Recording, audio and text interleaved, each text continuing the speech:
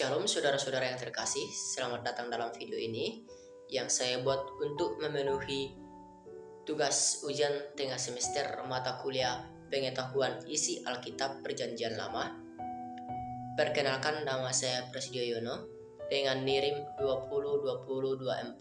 2020240284, Prodi Teologi Kristen, Fakultas Teologi dan Sosiologi Kristen dari Institut Agama Kristen. Dalam video ini, saya akan membawa kita menelusuri sejarah luar biasa bangsa Israel yang saya bagi ke dalam 4 bagian utama. Bagian pertama, kita akan menelusuri asal-usul bangsa Israel, mulai dari Adam dan Hawa hingga ke-12 anak Yakub. Bagian kedua, kita akan mendalami kisah pemanggilan Abraham hingga perjalanan anak-anak Yakub ke Mesir. Bagian ketiga, kita akan melihat tempat-tempat persinggahan bangsa Israel saat keluar dari Mesir, serta peristiwa-peristiwa yang terjadi di setiap tempat persinggahan, hingga mereka tiba di Tanah Perjanjian. Dan di bagian terakhir, kita akan membahas pembagian Tanah Perjanjian kepada 12 suku Israel, termasuk tanah dan peran khusus suku Lewi. Setiap bagian memiliki pelajaran penting yang dapat memperkaya pemahaman kita, karena kisah ini penuh dengan hikmat dan penggenapan janji Tuhan bagi umatnya. Mari kita mulai. Kita mulai di bagian pertama, yaitu asal-usul nenek atau nenek moyang bangsa Israel dari Adam dan Hawa hingga ke-12 anak Yakub. Adam dan Hawa adalah manusia pertama yang diciptakan oleh Tuhan di Taman Eden. Mereka melanggar perintah Tuhan dengan memakan buah dari pohon pengetahuan yang baik dan yang jahat, sehingga jatuh ke dalam dosa. Bisa kita lihat dalam Kejadian 3. Kejatuhan ini membawa penderitaan dan kematian ke seluruh umat manusia. Namun, Kejadian 3 ayat 15, Tuhan berjanji akan ada keturunan Hawa yang mengalahkan ular yang adalah simbol setan. Adam dan Hawa memiliki beberapa anak, diantaranya yang pertama, anak pertama yaitu Kain yang adalah anak sulung. Dia ini seorang petani yang membunuh adiknya karena iri hati. Kemudian anak kedua yaitu Habel adalah seorang gembala yang dibunuh oleh Kain. Dan anak ketiga yaitu Set yang lahir setelah kematian Habel di umur Adam yang ke-130 tahun. Set ini menjadi nenek moyang garis keturunan yang setia kepada Tuhan. Adam dan Hawa setelah memperanakkan Set masih memperanakkan anak-anak laki-laki dan perempuan, namun tidak disebutkan siapa namanya. Jadi Adam dan Hawa ini tidak hanya memiliki 3 anak, namun kita akan bahas selanjutnya adalah berfokus pada keturunan Set, karena dari keturunan Set inilah sebagai cikal bakal bangsa Israel. Kita bisa melihat silsilah keturunan Set itu di Kejadian 5 ayat 6 sampai 32. Setelah Set ini berumur 105 tahun, dia ini memperanakkan Enos dan mati di umur 912 tahun. Kemudian Enos pada umur 90 tahun memperanakkan Kenan dan mati di umur 905 tahun. Dan Kenan memperanakkan Mehaleel di umur 70 tahun dan mati di umur 910 tahun. Mehaleel memperanakkan Yared dan mati di umur 890 tahun. Yared memperanakkan Henok, yang Henok di umur 65 tahun memperanakkan Metusala. Henok ini, saudara-saudara, dikenal hidup bergaul dengan Tuhan. Kemudian Henok ini tidak mati, tetapi diangkat oleh Tuhan di umurnya yang ke-365 tahun. Anaknya yang tadi yaitu Metusala, umur 187 tahun, memperanakkan Lamek dan mati di umur 969 tahun. Metusala inilah yang dikenal sebagai manusia tertua di dalam Alkitab. Lamek yang adalah anaknya Metusala. Kemudian di umur 182 tahun ini memperanakkan Nuh dan mati di umur 777 tahun.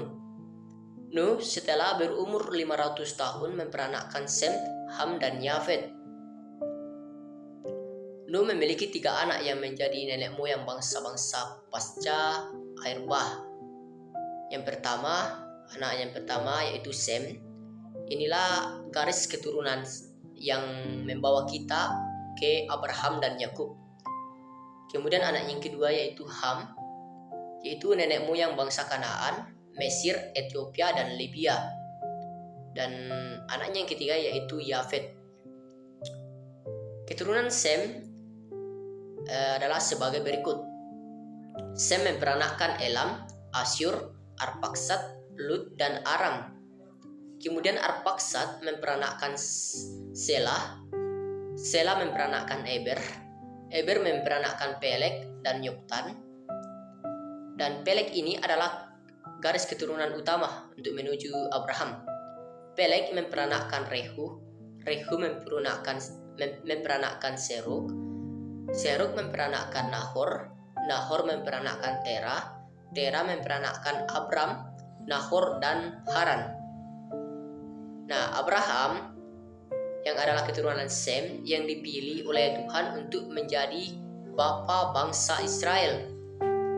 Tuhan memanggil Abraham untuk meninggalkan tanah kelahirannya dan menuju tanah yang dijanjikan. Tuhan berjanji bahwa keturunan Abraham akan menjadi bangsa yang besar yang nantinya akan disebut Israel. Nah, Abraham memiliki 2 orang anak. Yang pertama Ismail dari Hagar dan Ishak dari Sarah. Ishak yang juga merupakan anak perjanjian. Ishak menikahi Ribka dan memiliki 2 anak kembar yaitu Esau dan Yakub. Nah, Yakub ini yang lebih muda memperoleh berkat sulung dan pengalihan hak waris melalui tipu daya yang membuat Esau marah. Namun, Yakub menjadi penerus janji Tuhan kepada Abraham karena Esau ini telah menjual hak kesulungannya dengan semangkuk sup kacang merah. Kemudian Yakub ini menikahi Lea dan Rahel, 2 orang bersaudara, dan 2 gundik yaitu Silpa dan Bilha. Yakub memiliki 7 anak dari Lea, yaitu yang pertama Ruben, kedua Simeon, yang ketiga Lewi, keempat Yehuda, kelima Zebulon, keenam Isakar, dan ketujuh Dina. Dan 2 anak dari Silpa yaitu Gad dan Asyer. 2 anak juga dari Bilha yaitu Dan Naftali. Dan 2 anak dari Rahel yaitu Yusuf dan Benyamin. Jadi 12 anak-anak Yakub yaitu yang pertama Ruben, 2 Simon, ketiga Lewi, keempat Yehuda, kelima Dan, keenam Naftali, ketujuh Gad, kedelapan Asyer, kesembilan Isakar, kesepuluh Zebulon, ke-11 Yusuf, dan ke-12 Benyamin. Yakub masih memiliki seorang anak perempuan bernama Dina. Namun pada saat itu perempuan tidak terlalu diperhitungkan. Yusuf menjadi sangat dihormati oleh Yakub yang menimbulkan kecemburuan di antara saudara-saudaranya hingga mereka menjual Yusuf sebagai budak. Namun Tuhan mengubah nasib Yusuf dan mengangkatnya menjadi pejabat tinggi di Mesir. Kita masuk ke bagian kedua, yaitu kisah pemanggilan Abraham hingga masuknya anak-anak Yakub ke Mesir. Tuhan memanggil Abraham di tanah kelahirannya yaitu Ur Kasdim untuk meninggalkan segala yang dimilikinya dan pergi menuju tanah yang dijanjikan yaitu Kanaan, dengan janji bahwa ia akan menjadi bapa bangsa-bangsa besar. Abraham taat meski tidak mengetahui dengan pasti kemana ia harus pergi. Dalam perjalanannya, Abraham dan keluarganya singgah di Haran, sebuah tempat di mana ia tinggal sementara hingga kematian ayahnya Terah. Setelah itu, Abraham melanjutkan perjalanannya ke tanah Kanaan. tiba di Sikem dan berhenti di dekat pohon terbantin di sana. Di tempat itu, Tuhan menampakkan diri kepada Abraham dan berjanji bahwa tanah itu akan diberikan kepada keturunannya. Sebagai tanggapan, Abraham membangun mezbah di Sikem sebagai tanda penyembahan dan syukur kepada Tuhan. Dari Sikem, Abraham melanjutkan perjalanannya menuju Betel, di mana ia mendirikan kemah di antara Betel dan Ai, di mana ia kembali membangun mezbah dan memanggil nama Tuhan. Namun, kelaparan yang melanda tanah Kanaan memaksa Abraham dan Sarah istrinya untuk pergi ke Mesir. Dalam ketakutannya, Abraham meminta Sarah mengaku sebagai saudara perempuannya karena kecantikannya dapat membahayakan keselamatan Abraham. Raja Mesir mengambil Sarah, tetapi Tuhan menegur Firaun melalui tula-tula besar. Setelah mengetahui kebenarannya, Firaun mengusir Abraham dan keluarganya sehingga mereka kembali ke Kanaan dan kembali berkemah di Betel. Ketika kekayaan Abraham dan Lot, keponakannya, semakin bertambah, konflik mulai muncul di antara para gembala mereka. Untuk menghindari perselisihan, Abraham menawarkan Lot untuk memilih bagian tanah yang diinginkannya. Lot memilih lembah Yordan yang subur dekat Sodom, sementara Abraham tinggal di Hebron di dekat pohon terbantin Mamre, di mana ia kembali mendirikan mezbah bagi Tuhan. Tuhan kemudian mengadakan perjanjian dengan Abraham di Hebron, menjanjikan bahwa keturunannya akan sebanyak bintang di langit dan bahwa mereka akan memiliki tanah Kanaan. Sebagai tanda perjanjian, Abraham menyembelih beberapa hewan dan Tuhan meneguhkan janjinya dalam mimpi. Namun meskipun janji keturunan telah diberikan, Sarah yang merasa tidak dapat memberikan anak kepada Abraham menyerahkan budaknya Hagar untuk melahirkan seorang anak bagi Abraham. Hagar melahirkan Ismail, tetapi Tuhan menegaskan bahwa anak perjanjian itu akan lahir dari Sarah. Ketika Abraham berusia 100 tahun dan Sarah berusia 90 tahun, mereka akhirnya memiliki anak, yaitu Ishak, yang menjadi penerus janji Tuhan. Tuhan kembali menguji iman Abraham dengan meminta Ishak, anak yang dikasihi, untuk dipersembahkan sebagai korban di Gunung Moria. Dengan penuh ketaatan, Abraham membawa Ishak ke gunung itu, namun ketika hendak menyembelihnya, Tuhan menghentikan dan menyediakan seekor domba jantan sebagai pengganti. Peristiwa ini menegaskan kesetiaan Abraham dan kemurahan Tuhan yang tidak pernah gagal memenuhi janjinya. Generasi berikutnya dari keluarga Abraham berkembang. Ishak memiliki dua anak, yaitu Esau dan Yakub. Yakub kemudian menjadi penerus janji Tuhan, meskipun ia harus melalui perjalanan panjang penuh tantangan. Yakub melarikan diri ke Haran untuk menghindari murka Esau, saudaranya, setelah mengambil hak kesulungan dan pergi dari ayah mereka. Di Haran, Yakub menikahi Lea dan Rahel, serta memiliki 12 anak yang menjadi nenek moyang 12 suku Israel. Perjalanan keluarga ini membawa mereka kembali ke Kanaan. Tetapi kelaparan yang melanda tanah itu membuat Yakub mengirim anak-anaknya ke Mesir untuk membeli gandum di Mesir. Yusuf, anak Yakub yang telah dijual oleh saudara-saudaranya bertahun-tahun sebelumnya, kini menjadi penguasa kedua setelah Firaun. Yusuf mengungkapkan identitasnya kepada saudara-saudaranya dan mengundang seluruh keluarganya untuk pindah ke Mesir. Yakub dan keluarganya menetap di Goshen, sebuah wilayah subur yang disediakan oleh Yusuf. Di sana keluarga Yakub ini bertambah besar dan mulai memenuhi janji Tuhan bahwa keturunan Abraham akan menjadi bangsa yang besar. Kita akan masuk ke dalam bagian ketiga.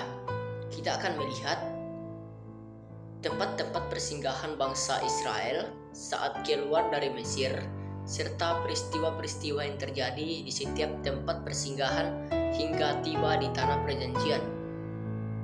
Setelah Allah memberikan 10 tulas kepada Mesir, yang dimulai dari perubahan air menjadi darah hingga kematian anak sulung, umat Israel diperbolehkan untuk meninggalkan Mesir. Sebelum berangkat, mereka merayakan Paskah pertama. Paskah pertama ini melambangkan pertolongan Tuhan yang menyelamatkan orang Israel melalui darah domba yang telah dioleskan di pintu rumah mereka. Setelah itu, Israel ini meninggalkan Rameses, tempat mereka bekerja keras di bawah penindasan Firaun. Jadi, bangsa Israel ini dari Rameses, memulai perjalanannya dari Rameses. Dari Rameses, mereka berangkat menuju ke Sukot, sebuah kota yang menjadi pemberhentian pertama mereka. Selama perjalanan, umat Israel membawa barang-barang yang diberikan oleh orang Mesir, yang akhirnya menjadi penggenapan janji Allah untuk memberikan kekayaan kepada mereka. Di Keluaran 12 ayat 35-36. Setelah meninggalkan Sukot, mereka melanjutkan perjalanan ke Etam yang terletak di tepi gurun Etam, di padang gurun Etam. Pada titik ini, Tuhan memimpin mereka dengan tiang awan dan pada siang hari dan tiang api pada malam hari. Itu Keluaran 13 ayat 21-22. Allah kemudian memerintahkan mereka untuk berbalik arah dan menuju ke Pihahirot, kembali melewati Sukot tadi. Ya, tempat Pihahirot ini tempat yang lebih dekat dengan Laut Teberau. Tujuan Allah adalah untuk memperlihatkan kemuliaannya dengan cara yang spektakuler, membela Laut Teberau dan menenggelamkan tentara Mesir yang mengejar umat Israel. Karena ketika bangsa Israel ini ada di Pihahirot, Firaun memutuskan untuk mengejar mereka. Firaun bersama pasukannya yang terdiri dari 600 kereta terbaik mengejar bangsa Israel di Keluaran 14 ayat 5-9. Saat itu Tuhan menunjukkan kuasanya. Tiang awan berpindah ke belakang mereka dan menghalangi pasukan Mesir dengan kegelapan, sementara di sisi Israel terdapat terang. Ketika mereka sampai di Laut Teberau, umat Israel takut karena mereka terpojok di antara Laut Teberau dan pasukan Mesir yang mengejar. Tetapi Allah memerintahkan Musa untuk mengulurkan tongkatnya dan laut terbelah, memberikan jalan bagi umat Israel untuk melintas laut yang kering. Setelah umat Israel menyeberangi Laut Teberau, pasukan Mesir mengejar mereka. Namun begitu seluruh umat Israel mencapai sisi dari laut, Tuhan memerintahkan air untuk kembali menenggelamkan seluruh tentara Firaun. Ini adalah salah satu peristiwa yang paling spektakuler dalam perjalanan keluar dari Mesir, yang menegaskan kekuasaan dan kemuliaan Tuhan. Setelah di Laut Teberau, umat Israel melanjutkan perjalanan mereka ke Marah, tempat mereka menemukan air yang pahit. Mereka mulai mengeluh karena tidak dapat meminum air tersebut. Allah memerintahkan Musa untuk melemparkan sepotong kayu ke dalam air, dan air tersebut berubah menjadi manis sehingga dapat diminum. Bisa kita lihat di Keluaran 15 ayat 23-25. Dari Marah, perjalanan mereka berlanjut menuju Elim, sebuah tempat yang dipenuhi dengan mata air dan pohon kurma. Di Elim terdapat 12 mata air yang melambangkan pemeliharaan Tuhan yang cukup menyegarkan bagi bangsa Israel. Setiap mata air ini memberikan kehidupan dan kesegaran di tengah padang gurun yang kering dan tandus. Di sekitar mata air itu terdapat 70 pohon kurma yang memberikan teduh dan buah yang dapat dinikmati, menjadi simbol kelimpahan dan penyertaan Tuhan yang terus-menerus. Elim menjadi tempat perhentian yang penuh berkat, memberikan kesempatan bagi umat Israel untuk beristirahat, menikmati kesejukan dan pasokan air yang melimpah, sebelum melanjutkan perjalanan mereka lebih jauh menuju tanah perjanjian. Ini adalah perhentian yang mengingatkan mereka akan janji Tuhan untuk selalu menyediakan kebutuhan mereka, bahkan di tengah perjalanan yang penuh tantangan. Ketika Israel melanjutkan perjalanan mereka ke padang belantara Sin dan mereka berkemah di sana, mereka mulai mengeluh lagi karena kelaparan. Allah mendengar keluhan mereka dan memberikan manna, yaitu roti dari langit yang turun setiap pagi. Selain itu, pada waktu malam burung puyuh juga datang sebagai sumber makanan bagi mereka. Manna ini menjadi makanan utama mereka selama perjalanan di padang gurun. Dan di tempat inilah juga pertama kali mengenal manna. Mereka hanya diperbolehkan mengambil secukupnya setiap hari, kecuali pada hari ke-6, di mana mereka harus mengumpulkan 2 kali lipat untuk dipersiapkan pada hari Sabat karena merupakan hari istirahat. Setelah dari padang gurun Sin, tempat mereka mendapatkan manna pertama, umat Israel melanjutkan perjalanan mereka menuju Rafidim. Di sana mereka kembali menghadapi kekurangan air. Umat Israel kembali bersungut-sungut dan menuntut air. Tuhan memerintahkan Musa untuk memukul batu dan air pun keluar dari batu tersebut untuk memberi mereka minum. Keluaran 17 ayat 1-7. Ini adalah peristiwa yang penting, menunjukkan bagaimana Tuhan menyediakan kebutuhan bagi umatnya meskipun mereka seringkali meragukannya. Di Rafidim juga bangsa Amalek menyerang Israel. Jadi bangsa Amalek itu dari atas sini kemudian ke bawah menyerang Israel tepatnya di Rafidim. Nah, di sini Musa memerintahkan Yosua untuk memimpin pertempuran sementara Musa berdiri di atas bukit dengan tongkat Allah di tangannya. Ketika Musa mengangkat tangannya, Israel menang. Tetapi ketika tangannya lelah, bangsa Amalek mulai menang. Akhirnya 2 orang, Harun dan Hur, membantu Musa untuk menjaga tangannya tetap terangkat. Dan umat Israel berhasil mengalahkan bangsa Amalek. Di Rafidim, Musa juga dikunjungi oleh mertuanya Yitro yang membawa istrinya Zipora dan 2 anak mereka, Gersom dan Eliezer. Jadi mereka ini berangkat dari Midian ke Rafidim. Midian ada di sini, kemudian ke Rafidim di sini. Yitro memberikan nasihat yang bijak kepada Musa mengenai pembagian tugas dalam memimpin bangsa Israel. Yitro menyarankan bahwa Musa tidak menangani semua urusan sendiri tetapi menunjuk pemimpin-pemimpin kecil untuk membantu memutuskan perkara-perkara yang lebih kecil sehingga Musa bisa fokus pada tugas-tugas yang lebih besar. Oke, terus setelah itu mereka melanjutkan perjalanan dan sampai di Gunung Sinai. Dan saat mereka sampai di Gunung Sinai, terhitung telah 3 bulan mereka melakukan perjalanan dari Rameses. Jadi dari Rameses ke Gunung Sinai mereka menempuh atau memakan waktu selama 3 bulan. Di Gunung Sinai, tempat yang akan menjadi titik awal pembentukan perjanjian yang lebih erat antara Tuhan dan bangsa Israel. Di sini Tuhan memanggil Musa untuk naik ke puncak gunung. Dan di sana Tuhan memberi 2 perintah penting, yaitu pemberian perintah tentang kemah suci dan 10 perintah Allah.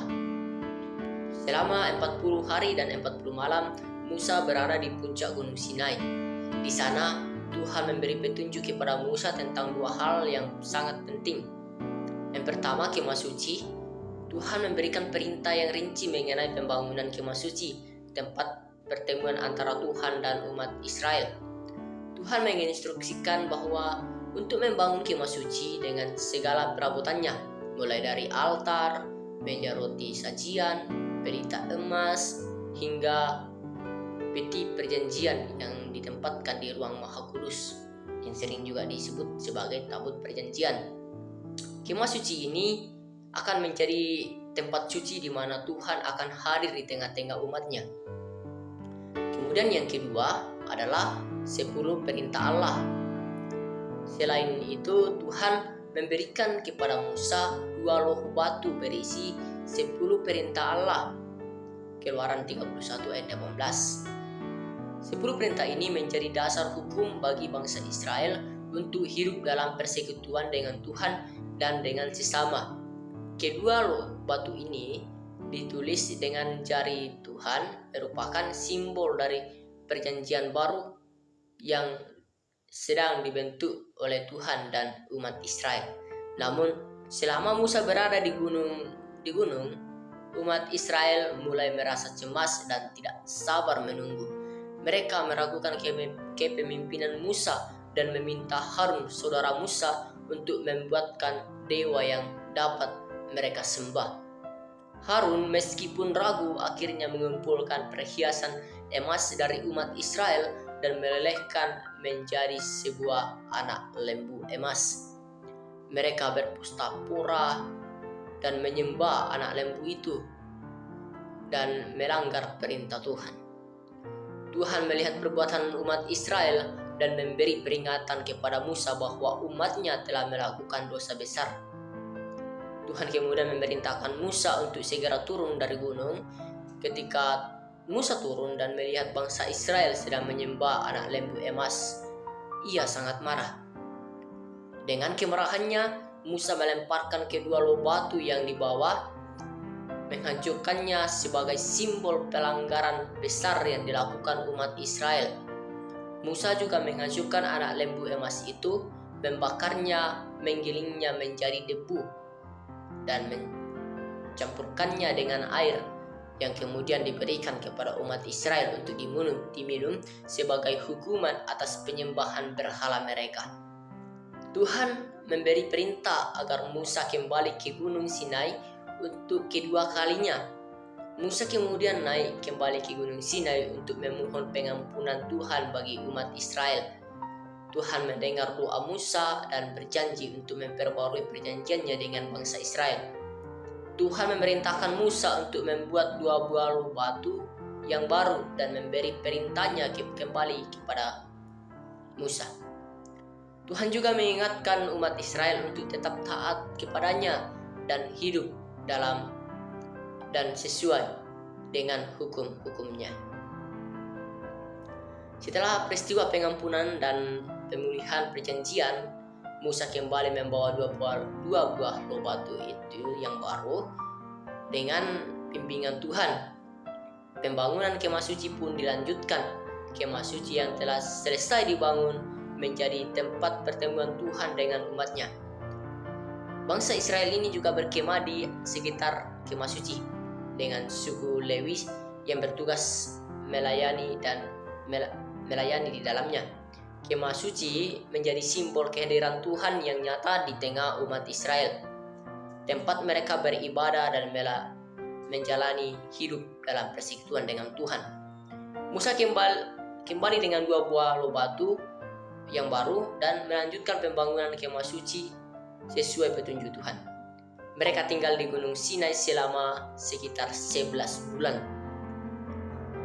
Selama waktu itu, mereka mendirikan kemah suci dan menjalani perintah Tuhan. Tempat perkemahan diatur sesuai dengan pembagian suku-suku mereka. Setiap suku memiliki tempat khusus yang mengelilingi kemah suci sebagai pusatnya. Setelah 1 tahun tinggal di Gunung Sinai, pada tahun kedua, bulan kedua, tanggal 20 disebutkan dalam Alkitab, bangsa Israel melanjutkan perjalanan mereka dipimpin oleh tiang awan pada siang hari dan tiang api pada malam hari yang menunjukkan kehadiran dan bimbingan Tuhan.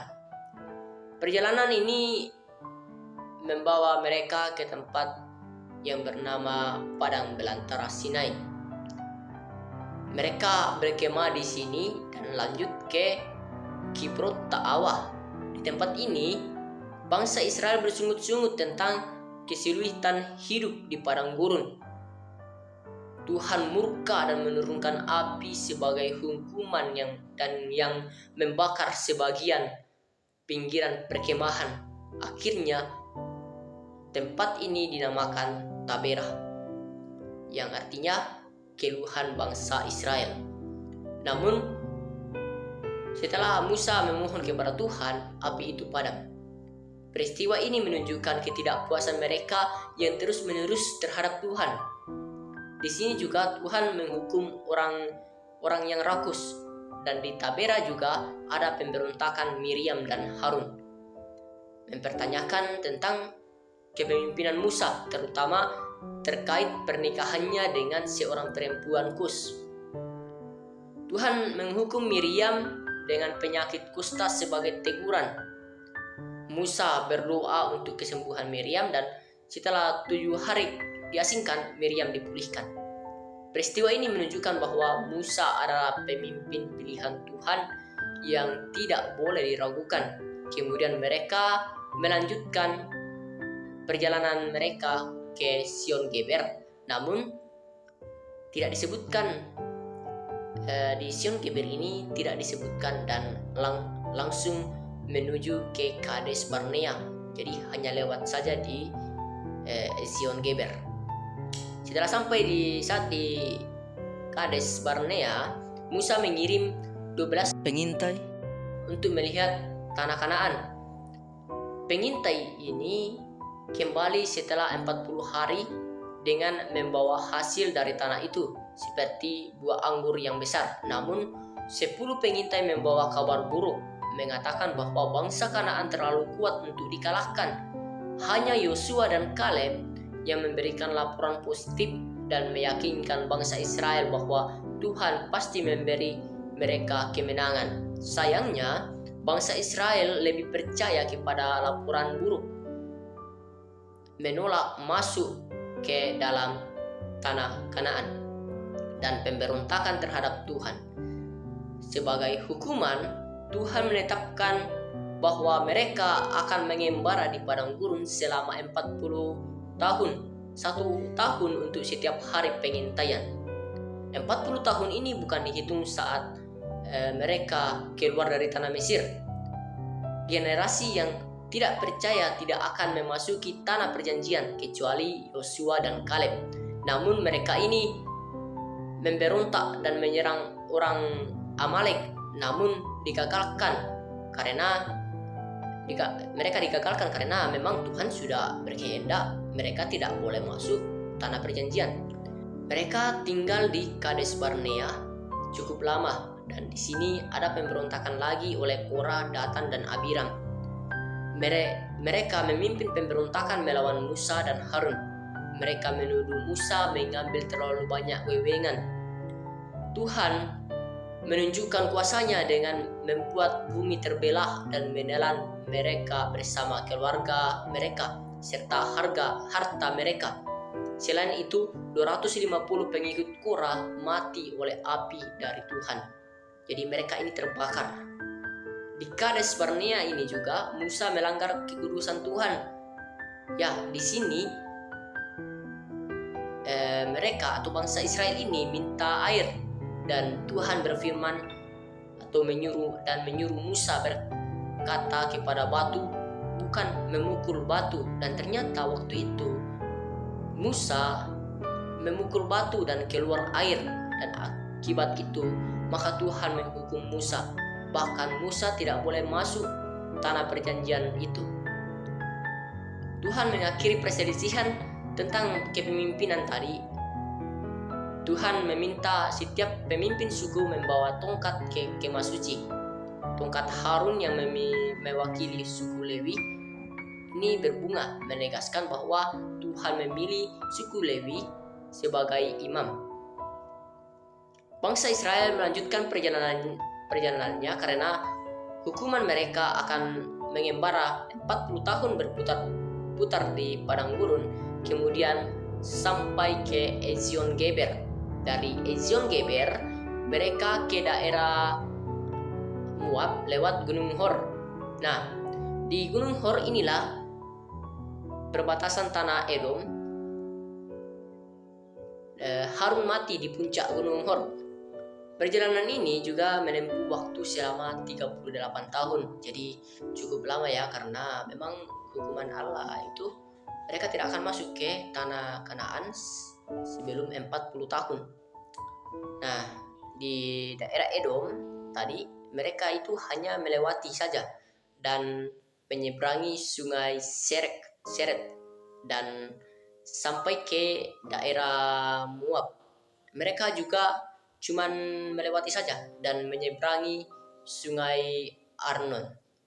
Nah, setelah umat Israel ini menyeberangi sungai Arnon, mereka memasuki wilayah orang Amori. Nah, di sini mulailah bangsa Israel ini berperang.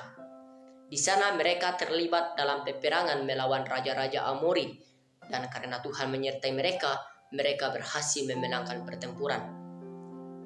Setelah berhasil menaklukkan wilayah Amori di daerah Moab, juga ada Gunung Nebo, dan Tuhan menyuruh Musa untuk naik ke puncak.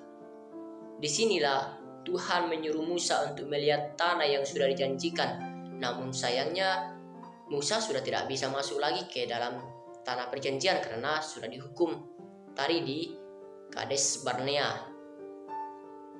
Nah, ibarat ini cuman mengagumi tapi tidak bisa memiliki. Ya, di sini sebelum Musa meninggal di Gunung Nebo, dia menyerahkan kepemimpinan kepada Yosua. Mereka menangisi kematian Musa di dataran Moab selama 30 hari. Nah, di bawah kepemimpinan Yosua, bangsa Israel melanjutkan perjalanannya dan berkemah di Sitim. Nah, kemudian Yosua memimpin bangsa Israel menyeberang sungai Yordan untuk menyerang Yeriko. Saat menyeberangi sungai Yordan ini terbelah persis seperti kejadian waktu Musa memimpin dan membela laut Teberau. Dan Tuhan menyatakan kemuliaannya dan membuat Yosua disegani, dihargai seperti halnya Musa. Tuhan meneguhkan kepemimpinannya melalui tanda mujizat membela sungai Yordan di bawah kepemimpinan Yosua. Setelah menyeberangi sungai Yordan dengan cara mujizat, bangsa Israel mendirikan tugu peringatan dari batu-batu sungai sebagai tanda perjanjian Allah. Mereka kemudian melanjutkan perjalanannya ke kota Yeriko, kota benteng pertama yang mereka hadapi. Yeriko ditaklukkan melalui instruksi unik dari Allah, yakni mengelilingi kota selama 7 hari sambil membawa tabut perjanjian. Dan pada hari ke-7, setelah sangkakala ditiup, tembok Yeriko runtuh oleh kuasa Allah, dan kota itu dihancurkan seluruhnya kecuali Rahab dan keluarganya yang diselamatkan karena imannya. Namun kemenangan besar di Yeriko diikuti oleh kekalahan memalukan di Ai. Nah, hal ini disebabkan oleh dosa seorang pria bernama Akan yang mengambil barang-barang yang dikhususkan untuk Allah dari Yeriko. Setelah Akan dihukum, bangsa Israel menyerang kembali Ai dan mengalahkannya dengan strategi yang diberikan oleh Allah. Di Ai, Yosua memperbaharui perjanjian bangsa Israel dengan Allah di Gunung Ebal dan Gunung Gerizim, sebagaimana diperintahkan Musa sebelumnya pada Yosua 8 ayat 30-35. Bangsa Israel menghadapi tantangan dari berbagai bangsa Kanaan yang bersatu melawan mereka. Salah satu peristiwa penting adalah persekutuan dengan orang Gibeon yang menipu Israel agar mereka tidak dihancurkan. Meski demikian, perjanjian dengan Gibeon tetap dihormati dalam Yosua 9. Ketika 5 raja Kanaan menyerang Gibeon, Israel turun tangan membela mereka. Dalam pertempuran ini Allah melakukan mujizat dengan menghujani musuh dengan batu besar dan menghentikan matahari di langit sehingga Israel dapat memenangkan peperangan dan menduduki tanah perjanjian atau tanah Kanaan. Perang ini diikuti oleh kampanye penaklukan di wilayah selatan dan utara Kanaan yang memakan waktu bertahun-tahun. Dan Yosua mengakhiri tugasnya dengan memimpin bangsa Israel dalam pembaruan perjanjian di Sikem, di mana mereka berjanji untuk tetap setia kepada Allah. Ketaatan tetapi juga mengingatkan umat Allah untuk terus bergantung kepadanya di tengah godaan dan tantangan.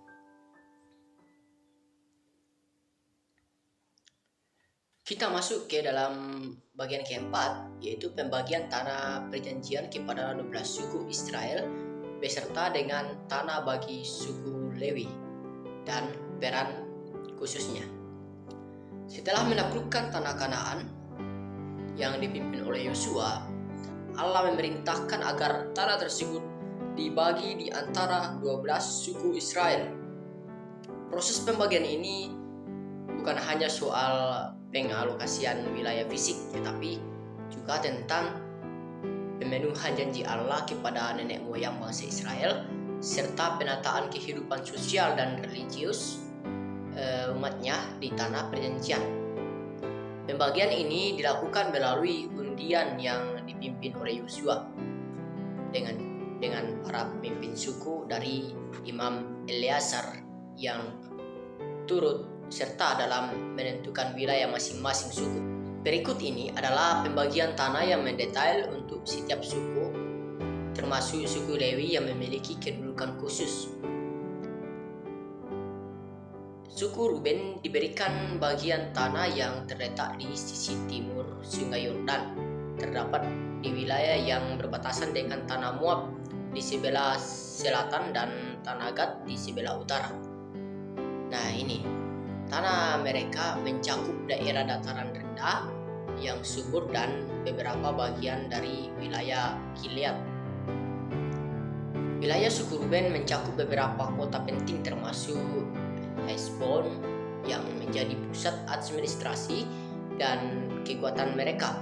Meskipun tanah mereka subur, posisi mereka di luar tanah Kanaan yang lebih utama membawa tantangan tersendiri, terutama karena mereka berada di dekat dengan bangsa-bangsa yang lebih kuat dan sering terlibat dalam konflik.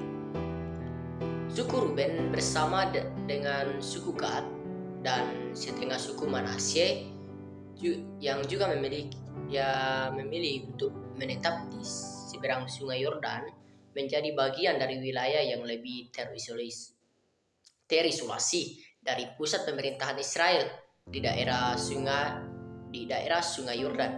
Selain itu, suku Ruben memiliki sejarah yang tidak terlalu stabil dalam hal kesetiaan dan kepemimpinan. Salah satu contoh adalah ketika mereka terlibat dalam pemberontakan melawan otoritas Musa di masa perjalanan mereka menuju tanah Kanaan. Meskipun mereka akhirnya kembali taat pada perintah Tuhan, namun secara keseluruhan, tanah yang diberikan kepada suku Ruben di sisi timur Yordan menjadi bagian penting dalam pembentukan bangsa Israel meskipun jaraknya cukup jauh dari pusat peribadatan dan pemerintahan di Yerusalem. Yang kedua, suku Yehuda.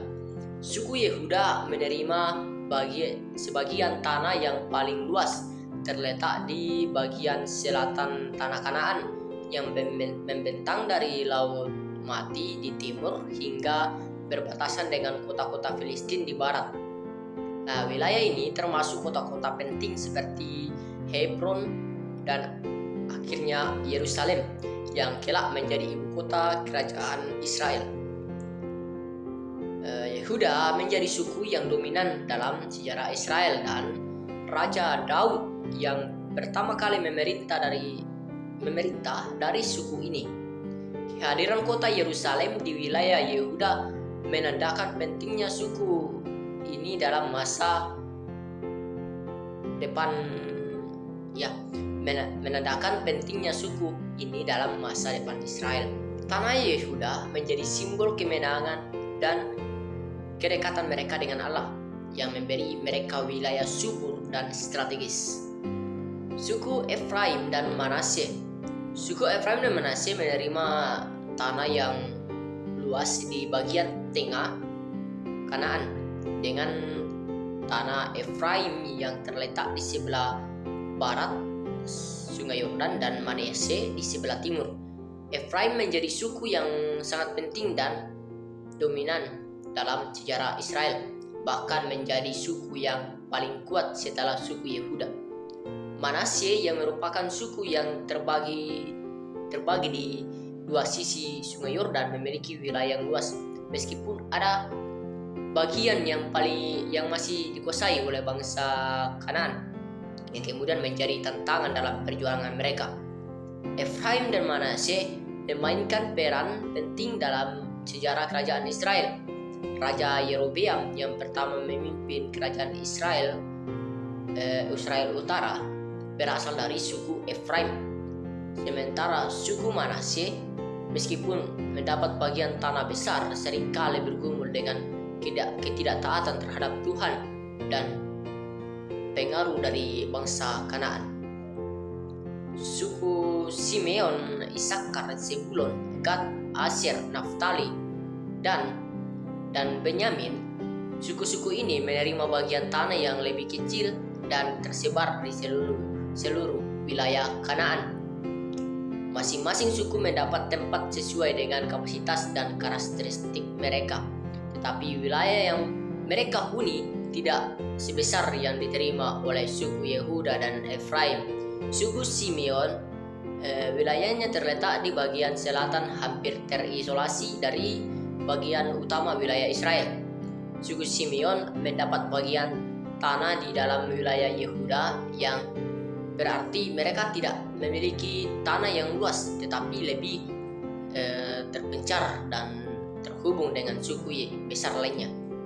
Suku Isakar terletak di bagian utara dan memiliki tanah yang subur, terutama daerah dataran rendah di sekitar Danau Galilea.